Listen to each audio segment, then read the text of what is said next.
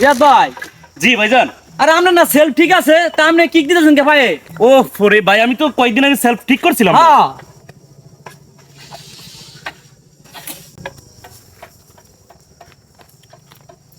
তো এই বিষয়টা থেকে আপনারা কি শিখলেন? এটার মধ্যে একটা শিকন ফল আছে।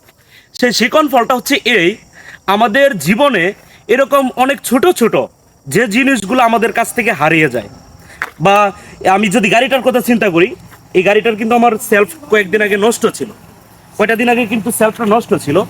কিন্তু বিষয়টা হচ্ছে, এই সেলফ নষ্ট করার পরে অনেক দিন কিন্তু আমি পায়ে কিক দিয়ে আমি আমার বাইকটা চালিয়েছিলাম। তো এখন আমার বাইকটা যে ঠিক হলো, এই বিষয়টা আমার সেন্সরে নাই। কেন নাই জানেন?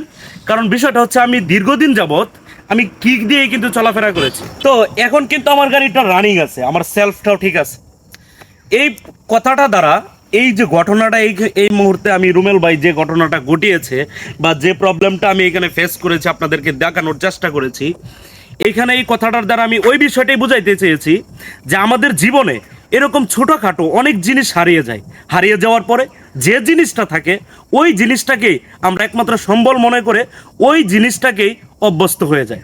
তো আমাদের জীবনে মানুষগুলা থাকবে, মানুষগুলা হারাবে, একটা জিনিস থাকবে, একটা জিনিস থাকবে না। ওই থাকা না থাকার মাঝে যেইটা থাকে ওইটা নিয়েই আমরা অভ্যস্ত হয়ে যাব।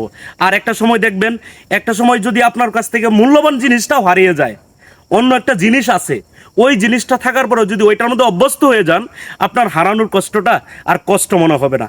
ধন্যবাদ সবাইকে। এই অল্প কথার মাধ্যমে আমি আপনাদেরকে যতটুকু বোঝাতে পেরেছি। যদি এই ধরনের কোনো ভিডিও পেতে চান, আমার এক কাপ চায়ের আড্ডা ভেরিফিকেশন ফেসবুক পেজ রয়েছে, এক কাপ চায়ের আড্ডা ইউটিউব চ্যানেল রয়েছে। তো যদি আমার ভিডিওগুলো ভালো লাগে, অবশ্যই ইউটিউব চ্যানেলে যদি দেখে থাকেন সাবস্ক্রাইব করে পাশে থাকবেন। আর যদি ফেসবুকে দেখে থাকেন, অবশ্যই ফলো দিয়ে পাশে থাকবেন। ধন্যবাদ সবাইকে।